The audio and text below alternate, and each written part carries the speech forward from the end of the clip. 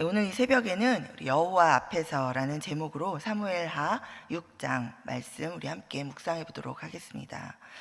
자, 이제 다윗은 온 이스라엘의 왕 위에 올랐습니다. 예루살렘 성도 이제 탈환했고, 그리고 거기에다 그래서 궁궐도 이렇게 지었습니다. 또 이어서 앞에서 본 것처럼 블레셋과 이 치룬 전투에서도 큰 승리를 거두면서 이 군사 지도자로서 이제 자신의 그 왕권도 확실하게 다지는 계기가 되었습니다. 자, 이제 다윗은 이제 종교적인 그런 권위를 또 확보하기 위해서 이제 오랫동안 이 아미나답의 집에 보관되어 있던 하나님의 언약궤를 이제 이스라엘의 중심이 된 예루살렘 성으로 이제 이송을 하고자 합니다.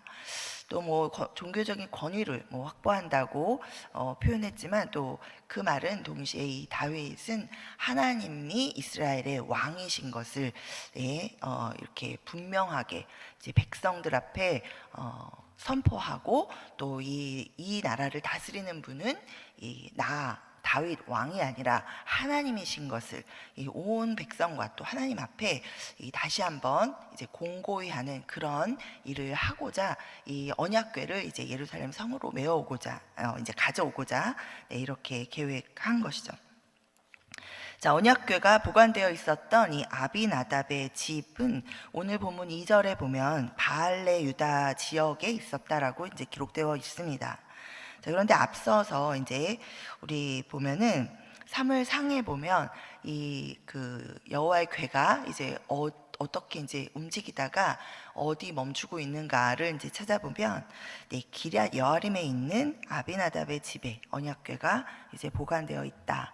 원래 블레셋 사람들이 언약궤를 훔쳐갔다가 온갖 재앙을 당하고 두려워서 이제 그것을 이제 다시 보내죠. 그랬을 때 이제 아비나답의 집에 이제 언약궤가 보관되어 있었고, 자, 그 궤를 이제 오늘 다윗이 예루살렘 성으로 이송해 오려고 하는 것입니다. 자, 이름이 왜 다를까? 그럼 다른 장소인가? 우리 그렇지 않고 이 학자들에 의하면 기럇 여아림과 이 바알레 유다는 같은 장소를 부르는 다른 이름이다라는 견해에 대부분이 이제 동의하고 있습니다. 자, 이 장소는 블레셋 경계에 가까운 그런 땅이었습니다. 자, 그래서 이제 다윗은 블레셋과의 그 전투에서도 큰 승리를 거두고 한 바가 있지만, 여전히 이 블레셋과 대치 상태고 전시 상황이었기 때문에 무사히 이 언약궤를 이제 이송해 오고자 다시 이제 3만 명의 군사를 다시 모아서 이 언약궤를 이제 무사히 예루살렘까지 이송해 오려고 이제 작전을 펴니다. 자, 오늘 본문을 세 부분으로 나누어서 좀 살펴보겠습니다. 이 세 부분을 통해서 하나님께서 우리에게 말씀을 통해 주시는 교훈을 한번 살펴볼 텐데, 첫 부분은 1절부터 11절까지 다윗이 언약궤를 이제 운반해 오는 첫 시도를 하는데, 이 첫 시도가 실패하는 장면입니다. 자, 그리고 두 번째 부분은 이제 12절부터 19절까지 다윗이 다시 이 하나님의 언약궤를 이제 운반해 오는 그 두 번째 시도를 하죠. 이 두 번째 시도가 성공하고 하나님 앞에 이제 예배를 드리면서 이 두 번째 부분이 끝이 납니다. 자, 그리고 세 번째 부분은 20절부터 23절까지 이제 가정으로 돌아온 다윗 과 또 그 아내 미갈 사이에 이 대화의 장면이 이어지고 있는데, 요 세 부분을 통해서 자, 우리 함께 교훈을 받습니다. 우리 첫 번째 부분에서 우리가 받는 교훈은, 우리는 날마다 스스로를 돌아보면서 회개하고 돌이켜야 한다라는 것입니다. 자, 우리 함께 우리 서로 이렇게 인사해 보겠습니다. 스스로 돌아봅시다. 스스로 돌아봅시다. 성경책에서 눈을 뜨시고 우리 주변을 보시면서 한번 인사해 볼까요? 자, 스스로 돌아봅시다. 스스로 돌아봅시다. 또 그 다음에 뭐예요? 회개하고. 돌아만 보면 안 되죠? 여러분 매일 거울 보시죠? 매일 거울. 근데 거울만 보면 안 되고, 거울에 봤더니 이빨에 뭐가 껴 있으면 빼야 되겠죠? 또 얼굴에 뭐가 묻어 있으면 지워야 되죠? 거울만 씩 보고, 근데 그 뭐가 묻어 있는지도 못 보고 막 그냥 가면 사실 거울을 본 의미가 없죠. 네, 그래서 반드시 스스로를 돌아보고 나면 내 안에 있는 보여지는 것들, 그것을 우리가 회개하고 거기서부터 돌이켜야 합니다. 자, 다시 한번 우리 회개하고 돌이킵시다. 회개하고 돌이킵시다. 네, 여러분이 회개하고 돌이키다, 회개라는 단어가 이 기독교 용어입니다. 일반 분들은 회개하라 그러면 무슨 말 하는지 잘 이해를 못 하시죠. 네, 반대로 우리가 너무 익숙하다 보니까 이런 우리가 들여다보는 일조차 그냥 너무 당연하다 생각하고, 뭐 나는 맨날 기도하니까 난 들여다보는데 라고 생각하는데, 우리 그렇지 않습니다. 그래서 오늘 어쩌면 하나님께서 그래서 우리가 결국은 회개하고 돌이켜야 우리가 다시 하나님 앞에 또 용서함을 받는 그런 은혜가 있죠. 예, 그래서 하나님께서 어쩌면 그 기회를 주시고자 계속해서 우리가 스스로를 돌아보지 못하고 또 회개하고 돌이키지 못하면 어려움, 환난을 우리에게 이렇게 그냥 허락하시는지도 허락하시는 것 같습니다. 그렇죠? 그래서 환난이 복이 되는 은혜는 이제 환난이 오고 어려움이 당하면 아차 싶어가지고 진짜 심각하게 자기를 돌아보게 되죠. 네, 오늘 다윗의 모습이 그런 모습입니다. 자, 온 이스라엘의 왕이 된 다윗, 이제 마땅히 하나님의 궤를 예루살렘 성에 모시고 와야 한다라고 이제 생각했을 것입니다. 그래서 자, 말씀드린 대로 블레셋 군사의 기습에서 이제는 이제 대비해서 언약궤를 안전하게 이제 예루살렘으로 이송해 오고자 자기 생각에 생각에 좋은 대로 이렇게 군사도 다 동원하고, 그래서 호위하고, 그 다음에 또 뭐예요? 하나님의 궤를 모셔오는데 하나님 앞에 찬송하고 이렇게 할 그런 연주할 악기들과 이런 찬양대도 다 이제 조직해서 모으고 앞세우고, 자, 그렇게 이제 하나님 앞에 이 언약궤를 운반합니다. 자, 3절에 보니까 그 언약궤 운반하는 모습이 나오는데, 3절에 이렇게 되어 있죠. 그들이 하나님의 궤를 새 수레에 싣고 산에 있는 아비나답의 집에서 나오는데, 아비나답의 아들 우사와 아효가 그 새 수레를 모니라. 자, 다윗은 지금 하나님의 언약궤를 소가모는 새 수레에 이렇게 싣고 운반하고 있습니다. 자, 자기 생각에 이 하나님의 언약궤를 예루살렘으로 이렇게 이송해 오는 것 자체를 하나님께서 너무 기뻐하실 것이라고, 또 이것이 하나님의 뜻이라고 굳게 생각했을 거예요. 자, 그리고 또 이 거룩한 언약궤를 이송하기 위해서 새로운 수레를 아주 새 것으로 준비해서 이제 이렇게 이제 운반하고 있습니다. 나름대로 굉장히 신중하게 또 굉장히 준비된 모습으로 하나님의 언약궤를 옮기고 있는 모습입니다. 자, 그런데 이 하나님께 물었다는 내용이 없죠. 자, 바로 앞에 보면 이 전투에 나갈 때, 물론 이제 전투에 나갈 때 왕이 전통적으로 이스라엘은 하나님께 묻고 또 하나님의 인도하심을 받아 이제 나아가는 것이 왕의 할 일이었는데, 그러나 이 전쟁만 그런 것이 아니라 사실은 이스라엘은 신정 국가였죠. 하나님께서 왕 되시고 이 왕과 제사장과 또 이 선지자들은 하나님께 묻고 하나님의 음성을 듣고 하나님의 말씀을 통해서 그것을 백성들에게 전달하고, 또 그 하나님의 그 말씀을 통해서 이 백성들을 인도하는 그런 역할을 감당하는 사람들이었습니다. 자, 그런데 이 전투에 보면 여러분 지난 시간에 본 것처럼 5장에 보면 계속해서 물어요. 블레셋과 싸우러 갈까요 말까요? 그리고 또 가라 하니까 가고, 그 다음에 블레셋과의 싸움 중에 전투 가운데에서도 어떻게 할까요? 그러니까 하나님이 기습작전도 알려주십니다.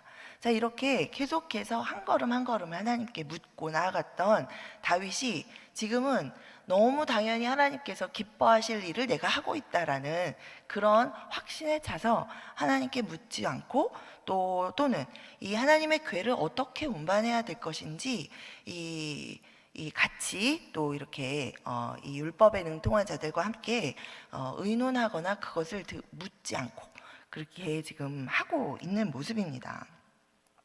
자, 이 하나님의 임재를 상징하는 이 언약궤를 이 이송하는 것에는 특별한 하나님의 명령이 원래 있었습니다. 그렇죠? 여러분 민수기에 보면 이 하나님의 율법 가운데 특별히 언약궤는 왜 그랬냐면 다른 어떤 물건과 다르게 하나님의 임재를 상징해주고 또 실제로 하나님께서 그 당시에 하나님이 임재하셨고 또 그래서 이 하나님과의 관계를 이스라엘 백성이 살아계신 하나님 그러나 눈에 보이지 않죠. 그래서 이 작고만 잘 하나님을 잊어버리는 이 이스라엘 백성에게 하나님과의 관계 가운데 무엇을 어떻게 해야 할지를 분명하게 하나님께서 알게 해주시느라고 이 눈에 보여지는 이 언약궤를 통해서 하나님께서 우리 가운데 하나님과의 관계를 훈련시키셨던 그런 이 궤입니다. 자, 그런데 지금 다윗은 그 하나님의 명령대로가 아니라 자기 생각에 자기가 알고 있는 지식과 자기의 경험을 바탕으로 해서 가장 좋은 것으로 드리긴 드렸는데 하나님의 말씀을 어긴 그런 상황이 되어버렸죠. 자, 그래서 그 결과는 자기의 생각으로 자기의 지식으로 자기가 좋다고 생각하는 대로 했지만 그러나 그 결과는 실패로 끝납니다.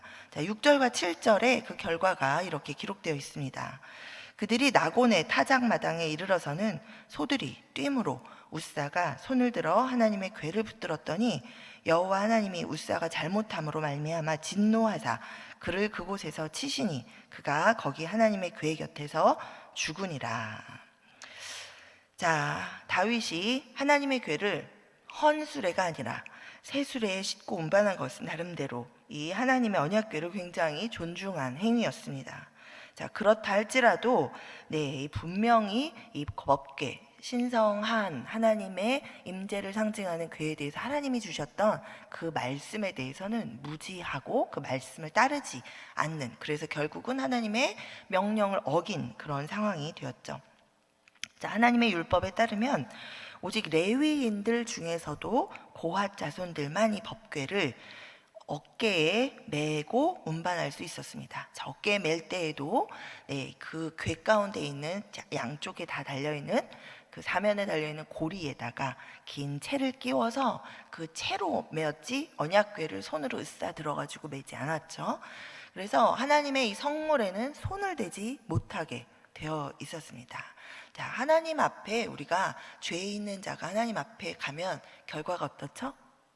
죽임을 당합니다. 하나님의 영광 가운데 우리가 들지 못해요. 자, 그래서 이 하나님의 임재를 상징하는 이 궤 가운데 우리 죄인인 인간이 손을 댈 수 없습니다. 자, 그런데 그것에 대해서 무지했죠. 지금 무지했다라는 것이 지금 상황이 이렇게 전개되는 것을 보면서 우리가 알 수 있었습니다. 물어보고 찾아보았으면 또 율법에 능통한 자들이 없었다 할지라도 하나님께 물었으면 하나님께서 알려주셨을 텐데, 근데 하나님께도 묻지 않고 내가 하나님이 좋아하시리라 하는 방법으로 또 이 일은 하나님이 기뻐하시는 일이라 라고 확신하는 그 가운데 자기도 모르게 앞서 나가면서 이렇게 결국은 하나님의 말씀이 아니라 하나님의 생각대로가 아니라 그것을 어기는 방향으로 나아가게 되는 그런 결과가 초래되었죠. 자, 우리도 다윗에게서 이 하나님을 높이고자 하는 이 뜨거운 열심이 있었지만 이 열심에 들떠서 하나님께 묻지 않고 어느새 자기 생각으로 앞서가고 있는 이런 모습을 우리에게서도 때때로 수시로 발견합니다. 자, 그래서 우리는 날마다 스스로를 우리가 돌아보아야 합니다. 돌아보는데 돌아보면서도 우리가 뭐가 잘못됐는지를 놓치고 지나갈 수 있습니다. 그래서 항상 말씀을 늘 여러분께서 가까이 하시고 묵상하시고 말씀에 비추어서 하나라도 걸리는 것이 있다면 우리 하나님 앞에 나를 다시 한번 하나님 앞에 서서 그것들을 회개하며 돌이키는 그것을 또 깨닫게 해주시는 그 하나님의 은혜를 날마다 우리가 경험하게 되기를 소망합니다. 자, 하나님께서 여기 이제 우사가 죽었어요.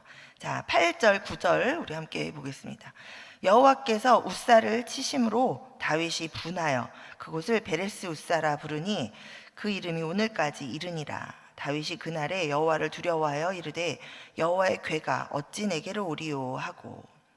자, 수레를 끄는 소들이 날뛰니까 그 수레를 법궤에서 떨어지지 않게 이렇게 손을 뻗어서 잡았던 그 우사의 행동은 인간적으로 생각하면 전혀 잘못이 없어 보입니다. 자, 그러나 이 하나님의 말씀에 의거할 때는 이 하나님의 말씀을 경히 여기고, 자, 우리 말씀에 있죠? 무지해서, 나의 백성이 무지해서 망한다. 네, 그러니까 저 몰랐는데요. 자, 앞서서 블레셋 백성들이, 이방 백성이죠, 하나님의 궤를 훔쳐왔는데, 전쟁 가운데 이겨서 가지고 왔는데 막 독종이 있고 재앙이 임하자, 네, 그것을 이제 돌려보낼 때 블레셋 민족은 수레에다가 싣고 이렇게 해가지고 보냅니다. 그죠? 베세메스의 암소. 네, 그래서 이렇게 싣고 오는데, 자, 그러면 그 경우에는 소가 실어도 되고 왜 이스라엘 백성은 수레에 실어도 되면 안 됩니까? 자, 블레셋 백성은 하나님에 대해서 무지한 자들이었어요. 하나님을 섬기는 백성이 아닌 상태였죠.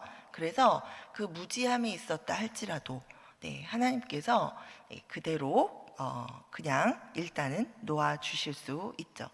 그러나 이스라엘 백성은 하나님의 백성이었습니다. 하나님께서 알게 하시고 말씀을 주시고 그 말씀대로 살아가도록 계속해서 이끌어 오신 하나님의 백성입니다.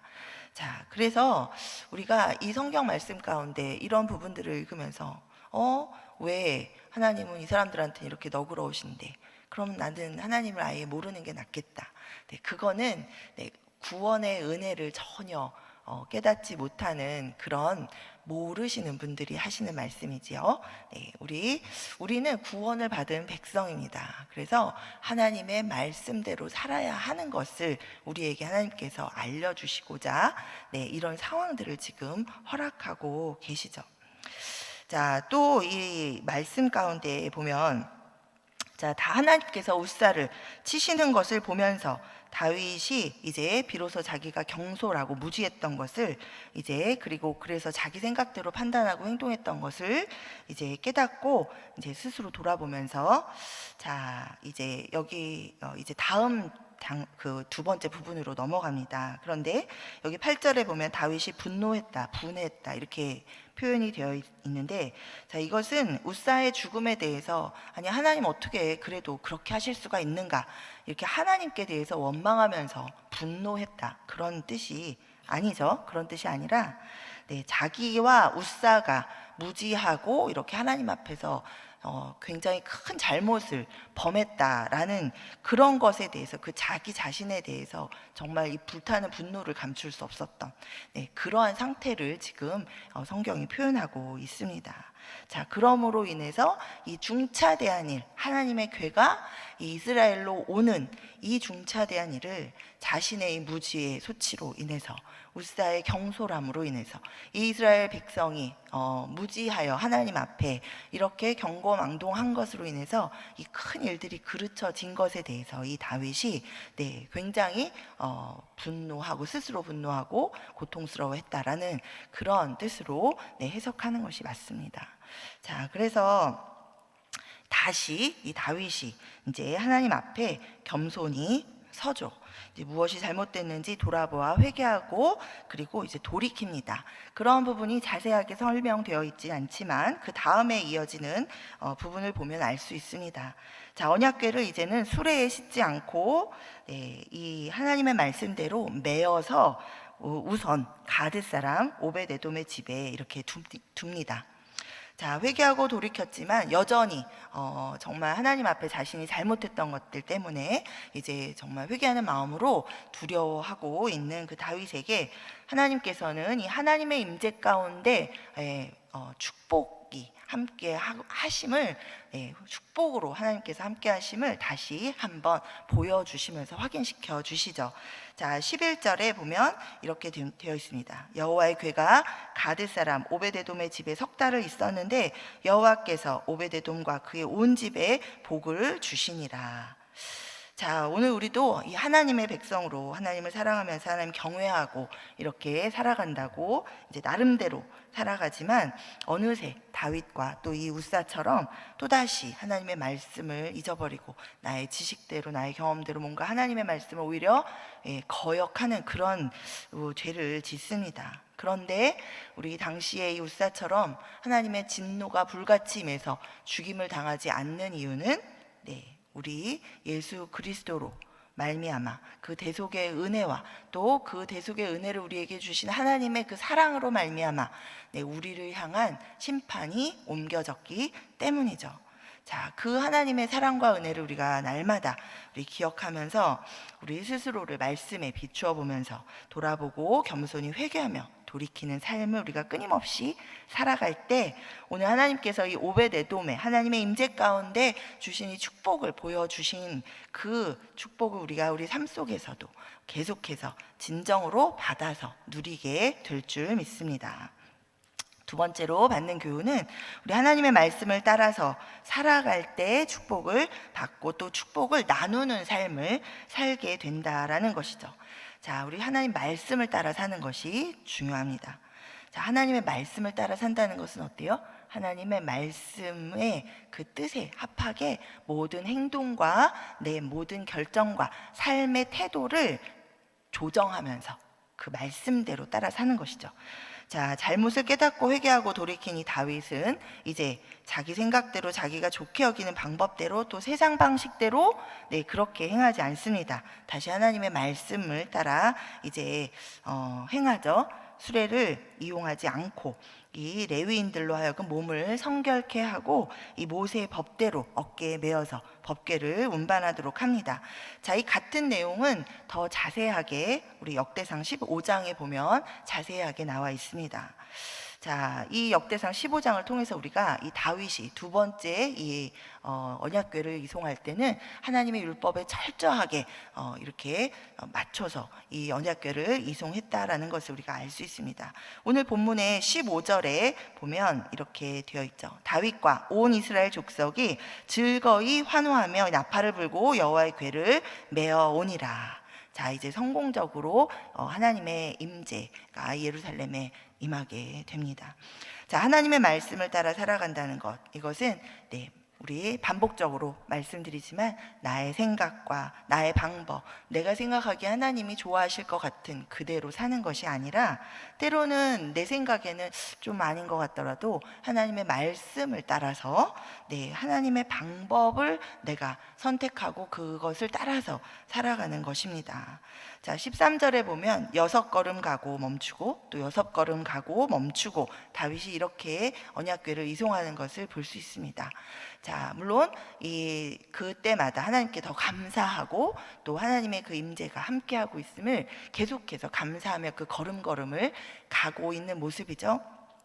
자, 한편으로는 이렇게 가다가 멈추고 하나님의 말씀을 따라 사는 것이 때로는 더디게 나의 인생을 가는 것처럼 느껴지기도 하고, 또 때로는 믿음이 연약해져서 확신이 없어서 이렇게 머뭇거리게 되고 멈추어 묻고 하게 되는 그런 모습이기도 합니다. 그러나 그것이 맞는 것이죠. 우리 14절에 여호와 앞에서 힘을 다해서 우리 춤추면서 한 걸음 한 걸음 나아갈 때 기쁨이 넘쳤던 그런 다윗처럼 우리가 날마다 우리가 더디게 가는 것 같지만 하나님의 말씀 안에서 계속해서 스스로 돌아보고 다시 한번 말씀을 따라 살아가고 있는 자신을 조정하고 말씀을 따라서 하나님 앞에 감사와 기쁨으로 우리가 그렇게 나아갈 때 우리 삶 속에서 진정으로 주께서 왕이 되어주시고 그 왕 되신 주님을 따라서 우리의 삶이 사라져가는 그러한 일들 우리가 경험하게 될 줄 믿습니다. 자, 18절 19절입니다. 다윗이 번제와 화목제 드리기를 마치고 만군의 여호와의 이름으로 백성에게 축복하고 모든 백성 곧 온 이스라엘 무리에게 남녀를 막론하고 떡 한 개와 고기 한 조각과 건포도 떡 한 덩이씩 나누어 주매 모든 백성이 자기 집으로 돌아가니라. 자, 우리 축복이 넘쳐나고 하나님의 말씀을 따라 사는 여러분의 삶 가운데 하나님의 축복이 넘쳐나고 그 축복을 또 주변에 풍성하게 나누는, 자, 우리 지금 이 서부장로교회가 요르단까지 계속해서 이 하나님의 축복을 지금 나누고 있죠. 이렇게 나누는 삶을 우리가 살게 됩니다. 자, 세 번째 마지막 부분에서 우리가 받는 교훈은, 자, 사람과 세상을 의식하지 않고 하나님만을 바라보는 것, 이것이 중요하다라는 것입니다. 자, 20절에서 23절까지 내용에 보면 다윗과 그의 아내 미갈의 대화가 나옵니다. 자, 그런데 성경은 이 미갈에 대해서 16절, 20절, 그리고 23절에 연속적으로 그냥 미갈이라고 표현하지 않고 사울의 딸 미갈이라고 계속해서 표현하고 있습니다. 자, 그렇다면 이 아버지 사울과 이 딸 미갈 사이에 어떤 연관성이 있어서 자꾸만 이 미갈을 사울의 딸 미갈, 사울의 딸 미갈 이렇게 표현하고 있을까요?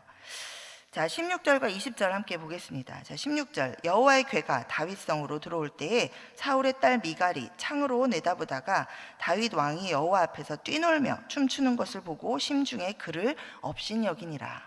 또 20절에 다윗이 자기의 가족에게 축복하러 돌아오매 사울의 딸 미갈이 나와서 다윗을 맞으며 이르되 이스라엘 왕이 오늘 어떻게 영화로우신지 방탕한 자가 염치 없이 자기의 몸을 드러내는 것처럼 오늘 그의 신복의 계집종의 눈앞에서 몸을 드러내셨도다 하니. 자, 다윗이 하나님의 궤를 예루살렘에 메어 들여올 때 하나님, 살아계신 하나님께서 이 다윗과 지금 이 다윗의 온 가족과 또 온 이스라엘 전체 백성의 진정한 왕이심을 지금 다시 한번 백성들에게 분명하게 선포하고 각인시키는 그런 아주 이 이스라엘 백성이 하나님의 백성이다라는 것을, 이 정체성을 다시 한번 이렇게 회복하는 그런 아주 의미 있는 그런 시간이었죠. 자, 그러나 그 장면을 보는 이 미갈은 그저 이 사람을 의식하고 다른 사람들이 뭐라고 생각할까? 왕인 저분이 이런 것들만 지금 생각하고 있죠. 세상적으로 사람들이 보기에 세상이 어떻게 생각할까? 자, 여러분, 교회를 보면서 물론 우리 교회가 세상의 덕이 되어야 합니다. 그러나 우리의 시각이 하나님의 일을 하는데 집중되는 것이 우선이지 세상 사람들이 교회를 향해서 뭐라고 하는 거에 집중되면 여러분, 우리는 사명을 잃어버리기 쉽습니다. 자, 세상에 덕을 끼쳐야 되는 건 맞지만 세상 보기에 좋은, 세상이 칭찬하는 교회가 되는 것이 아닙니다. 그게 같은 의미가 아니죠. 네. 자, 우리가 하나님의 말씀을 따라 하나님 앞에 우리가 온 힘을 다해서 하나님의 일들을 해나갈 때 때로는 세상이 우리를 비난하고 세상이 우리를 세상적인 눈으로는 우리를 이해하지 못하지만, 그러나 그것이 종국에 가서는 하나님께서 이 세상을 다스리시며 하나님의 덕이 세상 가운데로 끼쳐지는 그 결과를 우리가 종국에서 믿음으로 맛보는 그러한 것이 바로 우리 교회의 사명이고 교회가 할 일입니다. 그래서 여러분, 기도하실 때 걱정하시면서 사람들이 교회를 뭐라고 하는 것, 그것 때문에 여러분이 막 교회를 함께 잘못 걱정한다고 생각하면서 걱정한다고 하면서 함께 스스로도 교회를 비난하는 그런 잘못을 우리가 범하지 말아야 되겠습니다. 자, 우리 이 순간에 이 미갈은 아버지 사울이 그랬던 것처럼 지금 이 성경은 그걸 자꾸 얘기하고 있는 거죠. 사울이 하나님보다 사람을 의식했던 것처럼 미갈도 하나님보다 사람을 의식하고 있는 이 지금 이 미갈에 대해서 성경은 주목하고 있는 것입니다. 자, 우리 사람 생각하고 세상 의식하느라고 오히려 하나님께 제대로 예배하지 못하고 하나님 제대로 섬기지 못하고 하나님이 맡겨주신 우리의 할 일을 제대로 하지 못하는, 그러면서 시간을 다 낭비해버리는 그런 어리석은 불행을 우리 스스로 자초하는 그런 성도와 그런 교회가 되지 않기를 간절히 소망합니다. 우리 말씀 정리해 봅니다. 우리 고린도전서 10장 11절 12절에 자, 그들에게 일어난 이런 일은 본보기가 되고 또한 말세를 만난 우리를 깨우치기 위하여 기록되었느니라. 그런즉 선줄로 생각하는 자는 넘어질까 조심하라. 이렇게 말씀해 주고 계십니다. 자, 우리 다윗과 웃사와 이 미갈의 이야기를 통해서 오늘 내가 하나님의 백성으로 이 하나님의 말씀을 따라 지금 살아가고 있는 것인지, 아니면 여전히 내가 내 생각대로 내 방법대로 세상 의식하며 사람 의식하면서 그렇게 지금 내가 내 마음에 하나님 좋아하시겠지, 하나님 기뻐하시는 일이야 이러면서 내 고집대로 살아가고 있는 것인지 우리가 오늘 돌아보는 그런 은혜가 있기를 소망합니다. 우리 오늘 매일매일 우리 나를 사랑하사 나를 구원하신 그 하나님의 사랑과 은혜 가운데에서 우리가 하나님만 바라보면서 우리 겸손하게 우리 하나님의 말씀을 따라 살아가는 우리 모든 성도님들 되시기를 축복해 드립니다.